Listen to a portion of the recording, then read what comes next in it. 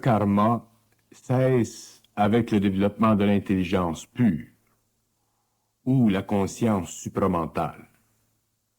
Le karma ou la loi de retour cesse d'avoir une influence sur la vie de l'homme lorsque ce dernier commence à vivre de son intelligence réelle. La loi de retour n'est pas éternelle, elle doit cesser un jour ou l'autre. Dès que l'homme est soulagé de cette loi, il n'est plus sujet à la souffrance liée à ses vies antérieures. Mais la condition fondamentale réside dans l'utilisation de son intelligence réelle. Intelligence qui lui permet de cesser de vivre selon les lois de l'émotion pour vivre selon les lois de l'esprit. Il est nécessaire que l'homme comprenne que l'intelligence est la seule force en lui qui puisse le libérer de la loi de retour. La loi de retour doit être abolie sur la planète, car elle retarde l'évolution de l'homme et de la civilisation.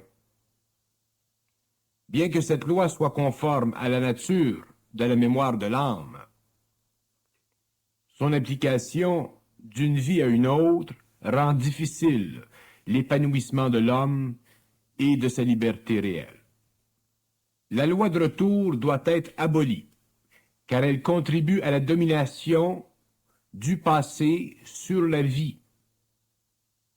L'homme ne réalise pas l'aspect négatif de la loi de retour, car il ne l'aperçoit qu'à travers le principe de la justice absolue de la vie. Ce point de vue est juste, dans ce sens que l'on récolte ce que l'on a semé, mais vu du point de vue de l'évolution de l'homme, il est aussi juste et nécessaire que cette loi soit abolie et seul l'homme peut l'abolir. La loi de retour souligne le passé de l'homme et comme l'homme de demain ne vivra que de sa conscience pure et présente, la loi n'aura plus d'effet sur lui, car l'homme n'agira plus selon sa nature inférieure, mais selon l'intelligence supérieure en lui. La loi de retour débuta lorsque l'ego de l'homme commença à faire interférence avec les lois de l'âme. Alors que l'ego se séparait de l'âme, la loi de retour devenait de plus en plus effective, de sorte que le retour de l'ego dans la matière devenait inévitable, afin que l'expérience accumulative puisse servir avec le temps à la conquête de l'âme sur ce dernier. La loi de retour servit à l'expérience de l'homme et à la formation des cycles qui donnèrent naissance aux différentes civilisations sur la planète. Si l'ego ne s'était pas séparé de l'âme, l'évolution de la vie sur Terre aurait été autre et l'homme aujourd'hui serait autre, ainsi que sa civilisation. Mais il ne pourrait pas être individualisé. Or, l'ego se sépara de l'âme car l'expérience de cette dernière était insuffisante lorsqu'elle descendit dans la matière. Son pouvoir sur la matière s'affaiblit avec les âges et le pouvoir de l'ego, au contraire, grandit, de sorte qu'avec le temps, l'âme devint prisonnière de la matière et ne put s'en libérer qu'à la mort matérielle. La mort matérielle libéra l'âme, mais força l'ego à retourner dans le monde des esprits, agrémenté par ses pensées et ses émotions, de plus en plus discordantes. Au cours des âges, ces mondes astraux devaient devenir de vraies poubelles, de vraies réserves d'énergie de vibration inférieure qui coïncidaient avec la mémoire des expériences égoïques. L'ego était prisonnier de ces mondes et cherchait à revenir dans la matière afin de corriger ses erreurs, afin de renouer éventuellement son lien avec la lumière, avec l'âme. Lorsque l'ego s'incarnait, l'âme était forcée de se joindre à lui, car il l'attirait dans la matière. Si l'âme ne s'était pas jointe à l'ego, qui désirait s'incarner pour évoluer, ce dernier serait mort avant la naissance, ce qui explique les morts prématurées. Elle reflète le manque de désir de l'âme de s'unir à l'ego, qui veut s'incarner afin de vivre une expérience nécessaire dans un temps quelconque. Dans ce cas, le refus de l'âme provient du fait que l'ego cherche à se réincarner pour ajouter à son expérience négative plutôt que d'élever son niveau d'expérience. L'âme alors ne veut pas se lier à lui, espérant qu'il comprendra au cours de son évolution dans les mondes astraux l'illusion de son choix. Lorsqu'il aura compris, lorsqu'il aura bien étudié son plan de vie, il cherchera une condition propice à son évolution et l'âme alors se raccordera à lui afin de l'aider à s'élever en vibration pour qu'un jour elle puisse agir à travers lui. L'âme cherche à dominer l'ego, car c'est elle qui représente sur la terre la plus universelle des parties de l'homme. Tant que l'ego n'est pas suffisamment conscient de cela, l'âme souffre, car il ne fait que rendre plus difficile son expérience sur le plan matériel. L'âme veut bien descendre dans la matière, pourvu que l'ego ne se pliera pas aveuglément aux conditions matérielles, mais cherche à voir au-delà d'elles. Tant que l'âme n'a pas cette certitude, elle cherche à retarder son entrée dans la matière, et l'ego doit demeurer sur le plan de la mort. La loi de retour, à cause de cette situation entre l'ego et l'âme, peut affecter ce dernier pendant de nombreux siècles, ce qui ne facilite pas la tâche de l'âme, qui doit se raccorder à lui sous toutes sortes de conditions, lorsqu'en fait, elle pourrait, si l'ego était suffisamment évolué, s'il était conscient d'elle, lui fournir tous les éléments nécessaires afin qu'il puisse se libérer de la loi de retour à l'intérieur d'une seule vie et entrer dans la vie immortelle. La loi de retour est une loi fixe tant qu'elle demeure, afin de permettre un réajustement de la vibration de l'âme, qui est perturbée par l'inconscience de l'ego. La vibration de l'âme doit s'ajuster au cours des retours de l'ego dans la matière jusqu'au jour où l'âme suffisamment ajustée puisse entrer en union avec lui et le préparer à la pénétration de l'intelligence universelle. Lorsque l'ego reconnaît la vibration de l'âme en lui, c'est qu'il a suffisamment évolué pour participer à la domination de la forme sous l'œil de l'intelligence réelle, dans le cadre absolu de cette intelligence. C'est à partir de ce moment, dans l'évolution de l'homme, que ce dernier vit de moins en moins sous la loi de retour. Il faut comprendre que la loi de retour ne peut s'éteindre que lorsque l'individu a atteint une conscience suffisante en lui, qui lui permet de vivre sur un plan d'intelligence libre des voiles, c'est-à-dire de cette intelligence qui découle de l'union entre l'âme, l'ego et l'ajusteur de pensée. La loi de retour n'affecte l'homme que lorsqu'il accumule de fausses vibrations, c'est-à-dire que lorsqu'il ne comprend pas la loi de l'action consciente.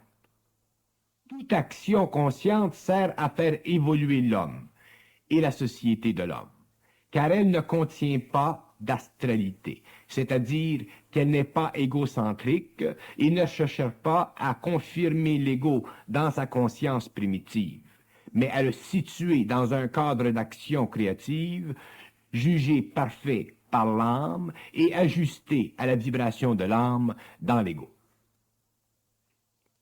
La loi de retour est une barrière monstre contre l'homme.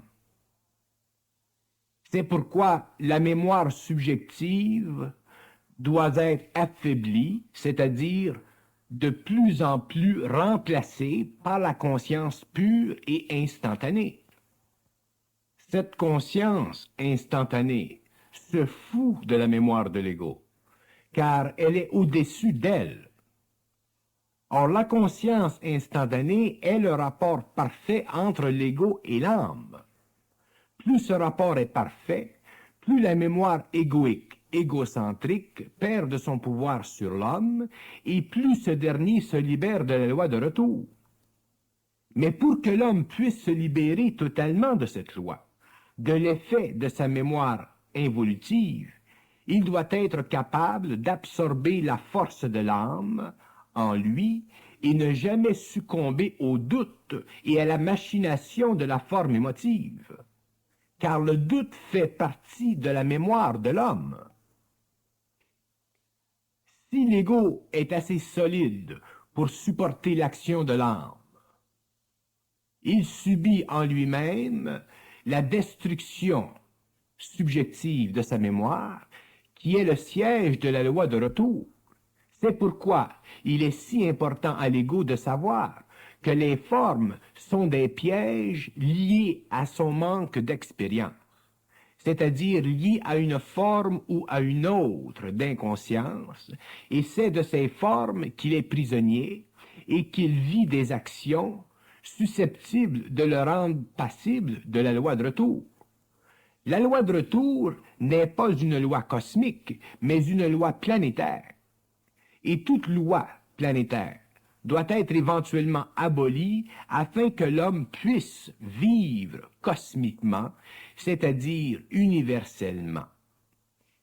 Tant qu'il est lié à la loi de retour, il lui est impossible d'engendrer sur un plan ou sur un autre suffisamment d'énergie pour vivre de la force de l'âme, c'est-à-dire dans sa vibration. Les hommes croient, et parce qu'ils croient, ont tendance à accepter leurs croyances, et ces mêmes croyances leur bloquent la vision et la compréhension du réel.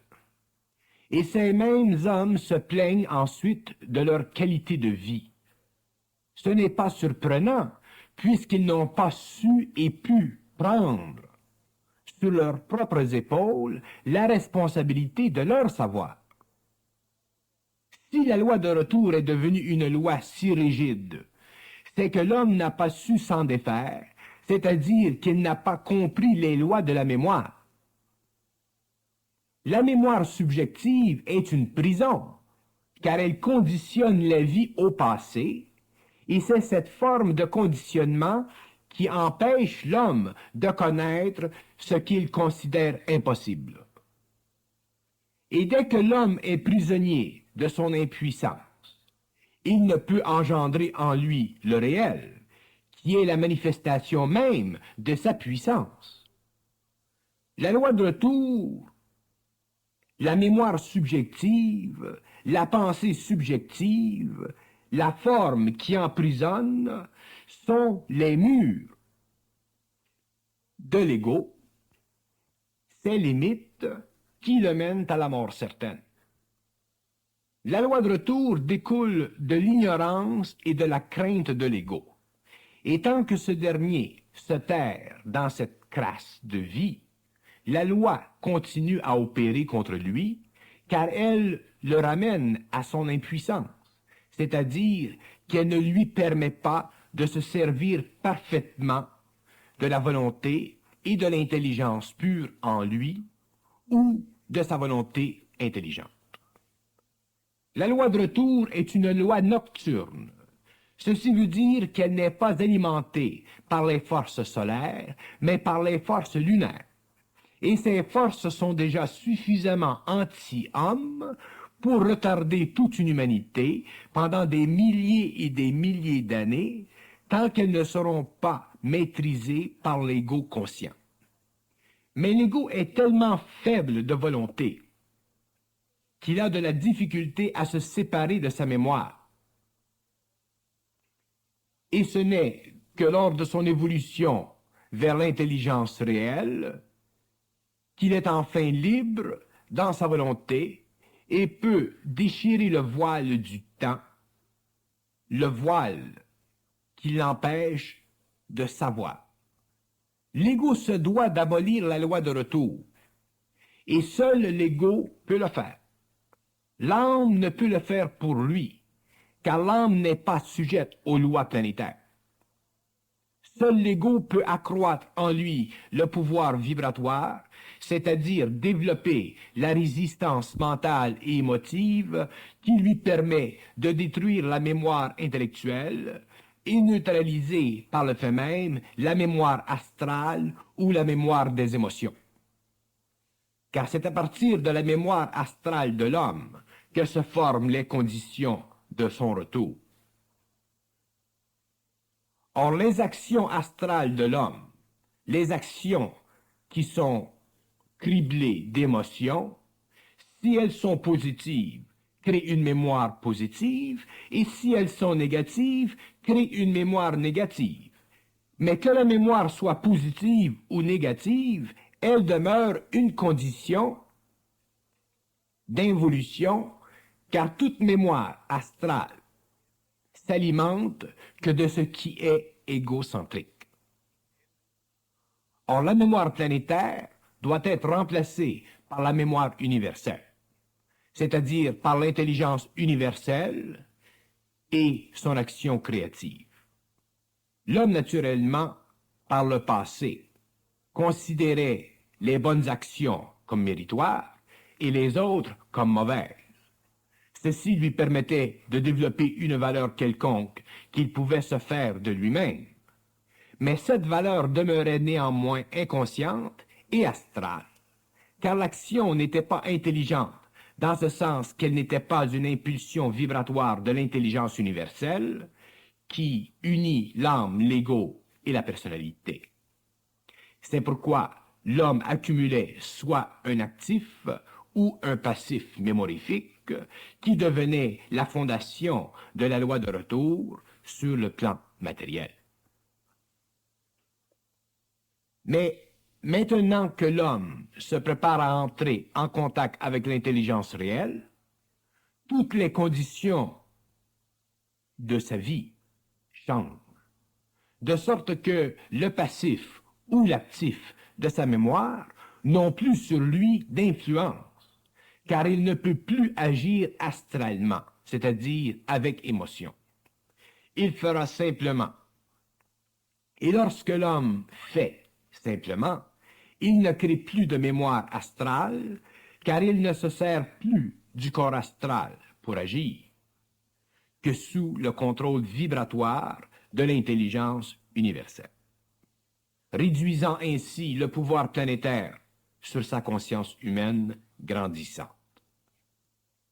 Bien que le corps astral soit le grand responsable de la loi de retour, qui est une loi de la mémoire, ce dernier, une fois que l'homme est conscientisé, n'a plus de pouvoir par lui-même, car le mental supérieur règne en lui, ou sur lui. L'axe est alors formé, et l'on dit que l'âme, l'ego et la personnalité sont unis. L'éducation, la culture et toute forme d'impression reçue par les sens crée une dépendance astrale, émotive chez l'homme, et le force à revenir constamment dans le passé de l'expérience humaine, c'est-à-dire dans la mémoire de l'expérience. Mais lorsque l'homme se conscientise, ses forces perdent leur pouvoir sur lui. Et il commence à vivre autrement, c'est-à-dire qu'il commence à rompre le cercle des formes qui maintiennent vivante sa mémoire, car c'est par la forme que s'entretient et se développe la mémoire. Tuer la forme et la mémoire disparaît. Mais l'homme ne comprend pas encore ce que veut dire mémoire. La mémoire subjective est une catégorie de forces vibratoires qui emprisonne l'esprit et qui empêche l'homme de se réaliser librement dans l'instantané de l'intelligence pure et universelle. Dès que cette mémoire est affaiblie, l'esprit de l'homme grandit et la loi de retour perd de son pouvoir sur lui, car l'homme agit dans l'instantané, ce que vous appelez le présent. Un des aspects importants de la loi de retour relève du fait que l'âme ne cherche qu'à évoluer et que tout lui sert. Mais l'ego, lui, une fois conscientisé, en a marre de l'évolution de l'âme, c'est-à-dire qu'il ne veut plus souffrir. C'est ici que se situe le combat entre l'ego conscient et l'âme qui veut et qui ne cherche qu'à évoluer. La seule protection de l'ego contre la souffrance à ce stade est l'intelligence universelle en lui et la volonté universelle. L'homme a de la difficulté à comprendre le rôle de son âme. Il a l'impression que l'âme est majeure en lui et qu'il lui doit tout, c'est-à-dire que sa vie en dépend inconditionnellement. Sa vie, c'est-à-dire l'esprit de sa vie, dépend de l'âme, car elle est le soutien atomique de l'homme.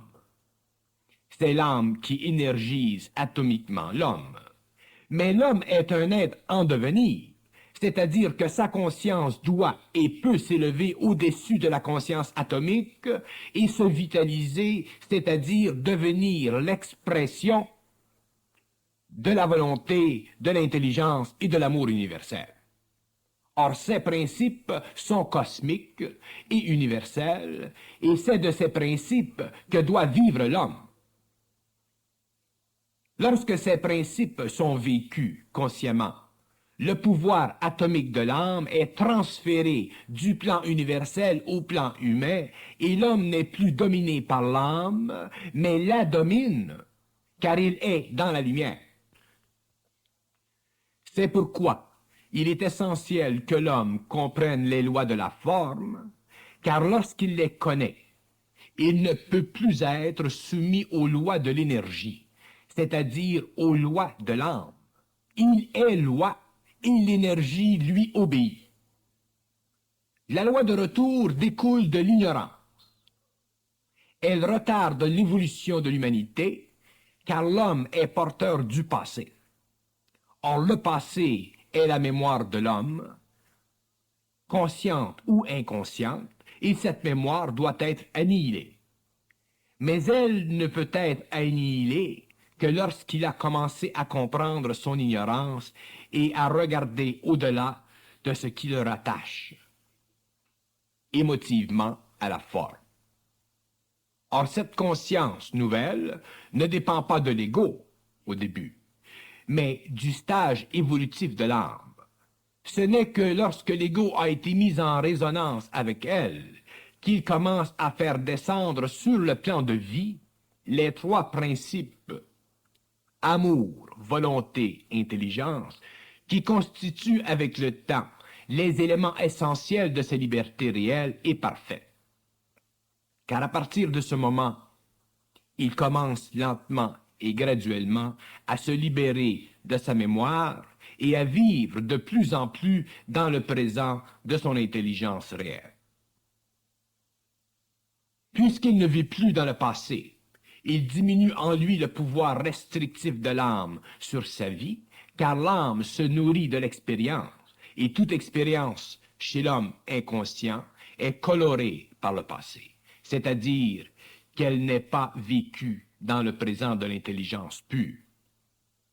Tant que l'homme n'a pas compris le pouvoir restrictif de l'âme, il ne peut pas s'imaginer ce qu'est la liberté, car la liberté est justement l'impossibilité à l'âme de se servir de l'expérience aveugle de l'ego pour sa propre évolution. Ainsi, l'homme découvre la nécessité d'abolir la loi de retour, non pas pour des raisons philosophiques, mais pour des raisons réelles de vie libre. Mais la vie libre ne se connaît qu'au fur et à mesure que l'ego conscientisé, c'est-à-dire intelligent et volontaire, refuse catégoriquement d'être un pion dans le jeu de la vie et qu'il transforme le jeu de la vie dont il n'est que victime en pouvoir de vie. C'est du pouvoir de vie qu'il doit vivre afin d'éteindre à tout jamais la loi de retour en lui. La loi de retour ne se contemple pas philosophiquement. Elle se situe dans l'esprit de l'homme et ne se comprend que lorsque son intelligence perce les voiles de la pensée personnelle et subjective pour continuer plus loin dans les domaines purs de l'intelligence inconditionnelle et objective cosmique. Que l'homme sache ou ne sache pas n'est pas ici la question. Que l'homme un jour dût savoir, voilà le but de son évolution. Car ce n'est que dans ce mouvement de son esprit vers la lumière qu'il peut enfin se réaliser parfaitement, à la hauteur de ce qu'il est, c'est-à-dire à la hauteur de ce qu'il peut, c'est-à-dire à la hauteur de son intelligence créative et vitale. L'homme n'a pas de limite, et ce n'est que lorsqu'il détruit ses fausses limites qu'il entre dans le vaste champ de vie créative et de mouvement. L'homme est un être en puissance, et tous les hommes ont en eux cette puissance qui leur donne le pouvoir sur la vie et sur la mort. La vie de l'homme ne se contemple pas à partir du balcon de sa pensée personnelle. Elle se contemple à partir du mouvement de son intelligence et de sa volonté réelle. C'est ici que se rompent les chaînes de la vie et de la mort, car l'homme alors n'appartient plus au Fils de l'homme, mais au Fils de la lumière. Ce sont les fils de la lumière qui ont donné dans le passé à l'homme, et ce seront ces mêmes fils qui donneront dans l'avenir à l'homme. Car ce sont ces êtres qui évoluent constamment vers la perfection. C'est pourquoi, là où la loi de retour s'applique, il ne peut y avoir de lumière suffisante, car cette loi est une réflexion des ténèbres dans l'homme, de l'ignorance ignoble et non perçue et perverse. Ce n'est que l'énergie croissante dans l'homme qui puisse lui faire réaliser que la loi de retour est un mauvais rêve, qu'elle est une chaîne, et que seule la volonté et l'intelligence peuvent rompre cette chaîne. Mais l'homme attend toujours avant d'avancer, car il lui semble toujours avoir besoin d'une expérience quelconque avant d'avancer vers le centre de lui-même. Tant qu'il n'a pas senti la tuile et qu'il n'a pas compris la loi de la tuile, il ne semble pas disposé à agir en gain de cause. Il se retrouve alors toujours dans le rouge, dans un débit quelconque face à la vie, au lieu d'être en égalité avec la vie. Autrement dit, l'homme n'a pas de volonté réelle, car son intelligence n'est pas suffisamment réelle. Et tout ceci à cause de ces fameuses émotions. La mesure de toute chose est dans la conquête de ce qui ne fait pas notre affaire. Mais il est difficile à l'homme de voir les choses ainsi, car la vie qu'il a toujours menée était à la mesure même de ses émotions. Tant que la loi de retour durera sur la terre, la vie de l'homme et de la planète sera perturbée. Car cette loi engendre constamment des actions qui reflètent le malaise planétaire de l'homme, c'est-à-dire son manque d'harmonie parfaite avec la lumière en lui. Mais l'homme commence à subir à une si grande échelle le choc de cette loi que viendra le jour où il ouvrira l'œil et cherchera en lui-même la réponse à ce dilemme. Car la terre est patiente, mais l'homme, lui, à cause de sa mémoire, diminue la patience de sa planète. Et doit venir le jour où tout à l'intérieur de ses forces immesurables, cherchera à se transformer. L'homme fera partie de cette renaissance et sera obligé de faire face à la réalité de la planète. Et la réalité est toujours plus grande, plus impitoyable que l'imagination intellectuelle, philosophique ou spirituelle peut la projeter. Car la réalité prend toujours en considération, dans son mouvement, la loi de retour.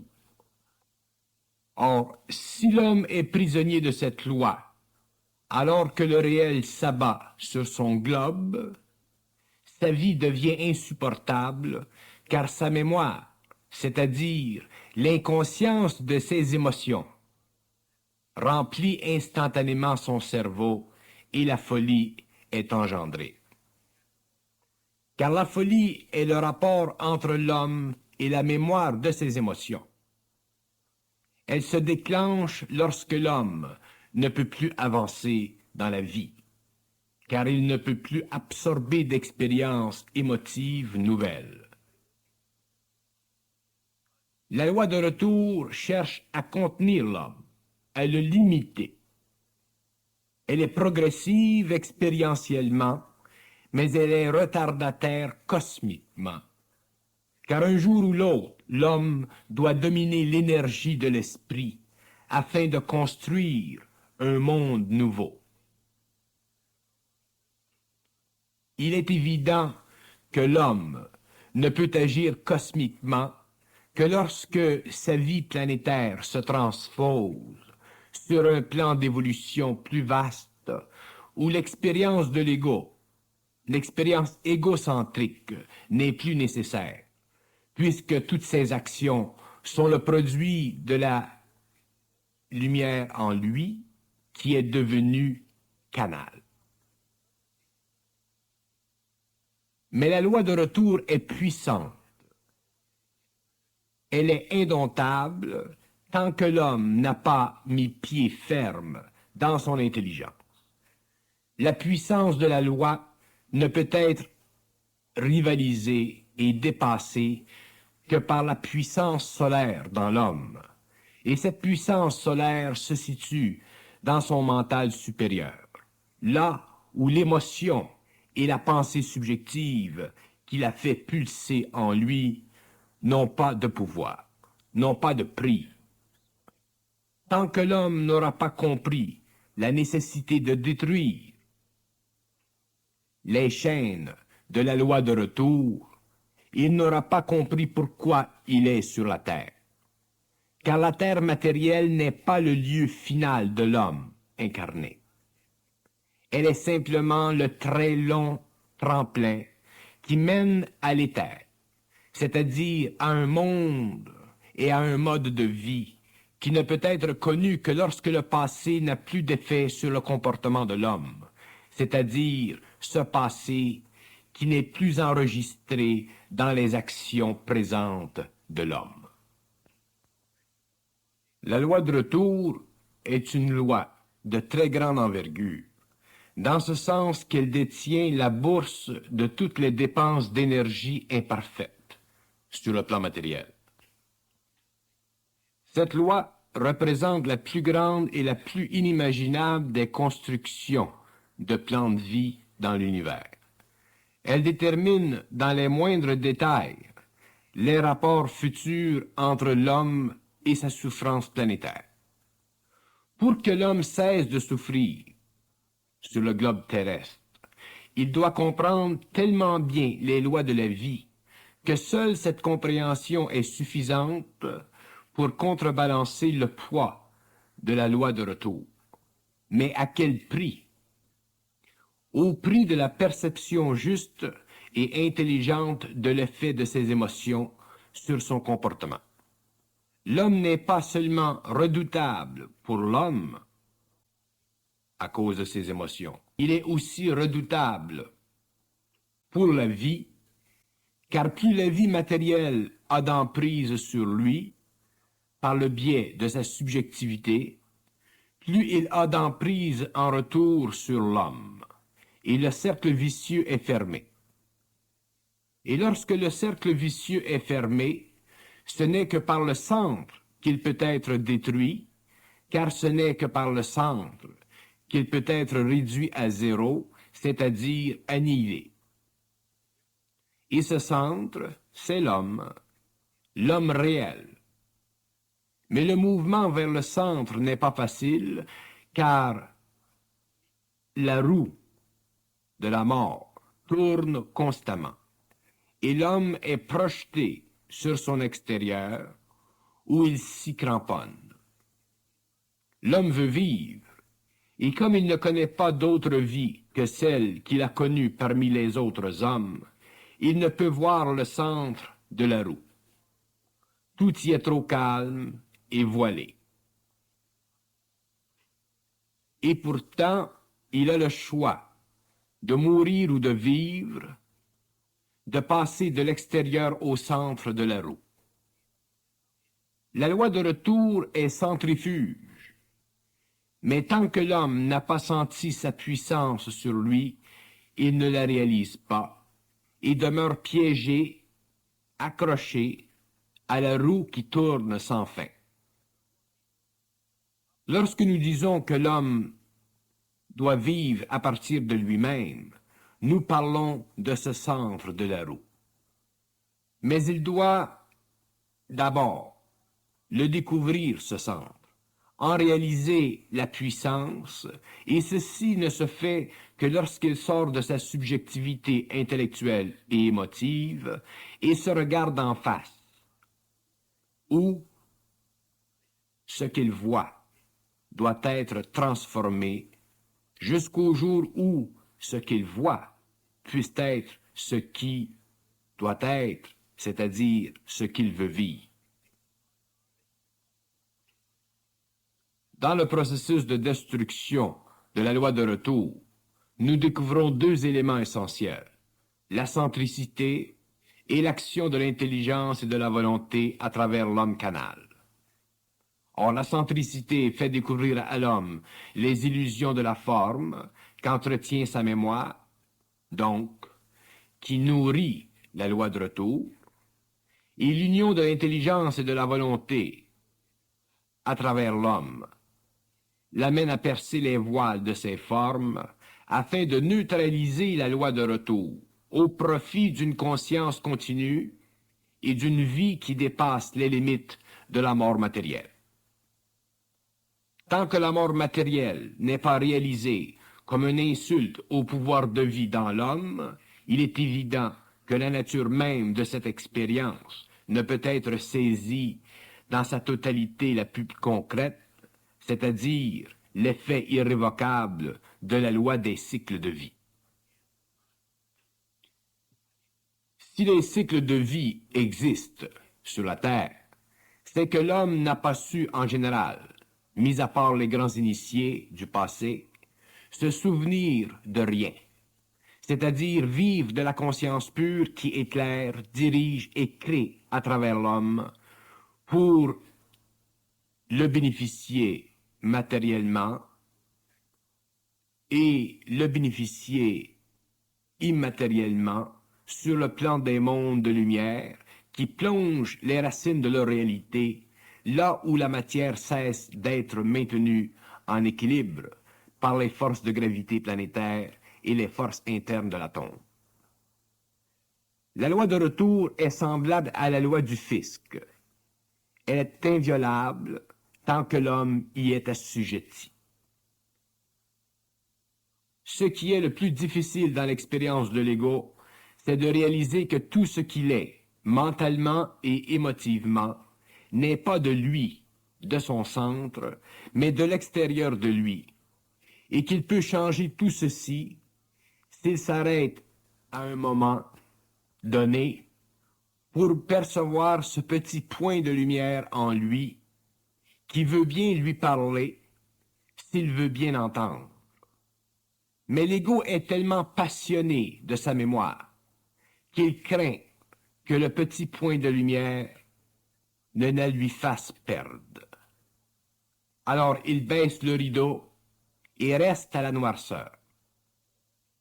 Tout est alors fini pour lui, car la loi de retour demeure active en lui.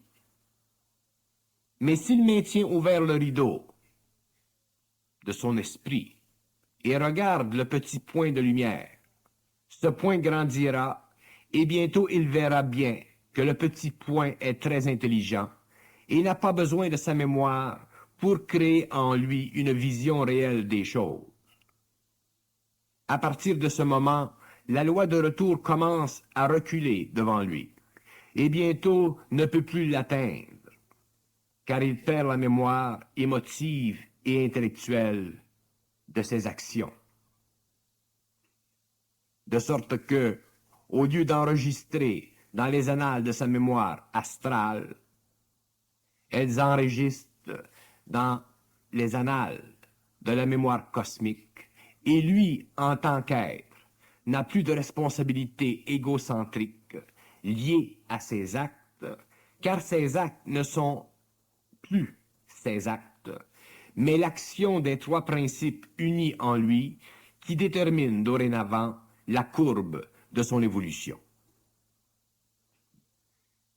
Tant que l'homme ne déchire pas le voile de son obsession avec l'émotion, tant que la souffrance n'engendre pas en lui suffisamment d'énergie dont il peut se servir pour déchirer froidement ce voile, il en est prisonnier et tout son passé se réfléchit dans son présent. Si le passé de l'homme se réfléchit dans son présent, il n'est pas dans l'énergie de la vie, mais dans l'instance graduelle de la mort matérielle. Il naît pour mourir, au lieu de naître pour un monde qui est étranger à la loi des cycles de vie. Nul autre que lui-même peut se lier, et nul autre que lui-même peut se délier. La vie, c'est la vie. Et rien de la vie ne se rencontre dans le couloir étroit de l'existence. La vie, c'est l'énergie. L'existence, c'est l'imagination de l'énergie.